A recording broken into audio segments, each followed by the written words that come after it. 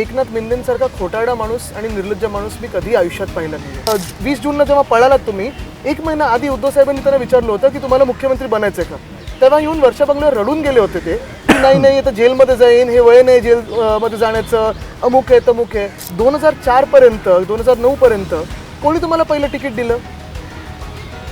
3 वेळा आमदार कोणी बनवलं?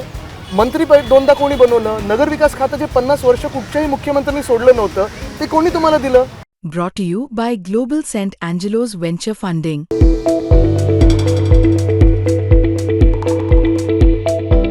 या इलेक्शनमध्ये कल्याण डोंबिवलीला एकनाथ शिंदेंची सभा आली, त्यानंतर परवाच्या दिवशी त्याची महायुतीची सभा आली. तर दोन्ही सभांमध्ये शिंदे थेट बोललेत की आपल्याला ठाकरे ब्रँडचा बँड वाजवायचा आहे.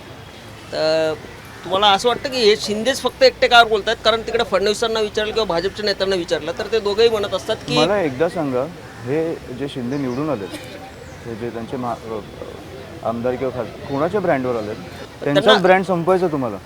त्यांना असं ते आनंदाने आमचं मास्क पण चेहऱ्याचं घेऊन फिरतील. तुम्हाला सांगतो, आत्ता तुम्ही पाहिलं तर एकनाथ मिंदेंसारखा खोटारडा माणूस आणि निर्लज्ज माणूस मी कधी आयुष्यात पाहिला नाही.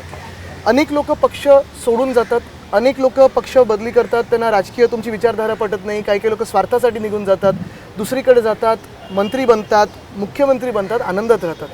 पण कधीही एवढं घाणेरडं राजकारण, खराब राजकारण मी पाहिलं नाही आहे. बरं तुम्ही गेलात तर गेलात ना, तुम्ही परत राईट फ्रॉम आमची सिक्युरिटीपासून तुम्ही सगळं काही तोडण्याचा प्रयत्न करता, घाण बोलता. बरं ठाकरे ब्रँड ठीक आहे, तुम्ही 2004 पर्यंत 2009 पर्यंत कोणी तुम्हाला पहिलं तिकीट दिलं? 3 वेळा आमदार कोणी बनवलं?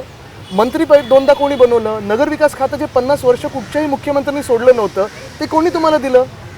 ह्याच्या पलीकडे अजून काय करायचं? बरं 20 मेला तुम्ही 20 जूनला जेव्हा पळालात तुम्ही, एक महिना आधी उद्धव साहेबांनी त्यांना विचारलं होतं की तुम्हाला मुख्यमंत्री बनायचं का.